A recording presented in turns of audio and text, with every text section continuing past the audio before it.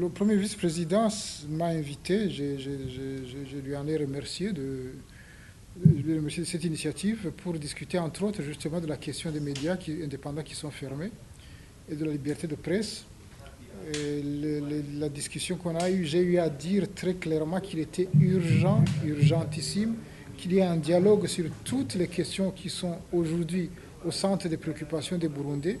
De mon point de vue, il n'est pas possible qu'on espère voir les médias indépendants réautorisés à faire leur travail conformément à la loi si toutes les autres questions qui sont là ne sont pas réglées à travers un dialogue. Ce serait une illusion de s'imaginer qu'on va nous laisser travailler. Si l'État burundais continue sur la lancée actuelle, il n'y a aucun espoir proche que les médias soient ouverts. Parce que si l'approche actuelle continue, c'est une approche qui mène de façon claire, nette, inévitable à la guerre.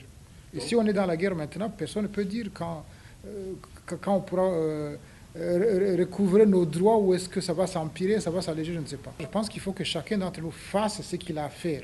Nous, en tant que journalistes, qu'on fasse le maximum pour exercer notre métier, pour informer les citoyens de ce pays. Nous, en tant que citoyens, qu'on se batte autant qu'on peut pour que les questions que nous avons, qui sont des questions entre humains, entre frères, soient résolues par la discussion, non pas par les armes. Parce que si cela n'est pas fait rapidement, nous allons clairement dans une nouvelle guerre dans ce pays. Et c'est lui qui pense qu'il a les moyens de réduire les autres par la force est dans l'illusion tout simplement. Il est dans l'illusion tout simplement. J'ai répété cela au premier vice-président lui disant de grâce, faites le maximum pour qu'un dialogue global, intégral commence sur toutes ces questions auxquelles nous devons faire face si nous voulons éviter des drames supplémentaires à ceux que nous avons déjà vécu par le passé, à ceux que nous sommes déjà en train de vivre aujourd'hui, parce que chaque jour, aujourd'hui, des enfants de ce pays sont enlevés, sont torturés, sont tués. Les coups de fer retentissent dans pratiquement tous les quartiers de la ville. Nous sommes dans une situation de guerre alors que toutes les institutions sont en place, alors que tous les acteurs sont là. Donc j'ai insisté pour dire, de grâce, faites le maximum pour qu'il y ait un dialogue. Et à travers ce dialogue, les médias aussi certainement recouvriront leurs droits, les citoyens recouvriront leurs droits à l'expression, mais également toutes ces autres questions qui préoccupent des gens ici puissent trouver une solution de manière plus sensée que ce qu'on est en train de voir. Nous savons tous comment les médias ont été fermés. Ils n'ont pas été fermés par la première vice-présidence, ni de l'époque, ni actuelle. Donc là, ce serait un mauvais procès qu'on ferait au premier vice-président et à son bureau. Je crois que ces médias ont été détruits et fermés par les services de sécurité. Et aussi longtemps que ces services de sécurité prédominent sur les instances politiques légitimes qui devraient prendre des décisions dans les différents secteurs, nous aurons un problème.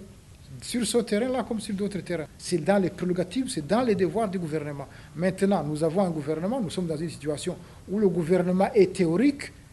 La preuve, toutes les nuits, pratiquement dans tous les quartiers de Bujumbura, ça tire à longueur de nuit.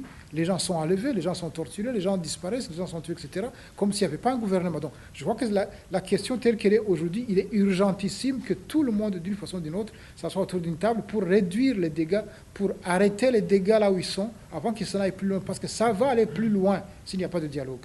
Donc, ces médias privés sont pour bientôt à leur 5e mois étant fermés. Et il y a espoir qu'ils y rouvrent d'ici peu, ou on va attendre encore d'autres 5 mois. Je n'ai pas de boule de cristal pour vous dire ce qui va se passer, mais simplement ce qui me paraît évident, c'est s'il n'y a pas un dialogue sérieux rapidement, non seulement les médias ne rouvriront pas, mais beaucoup d'autres choses vont se dégrader dans ce pays.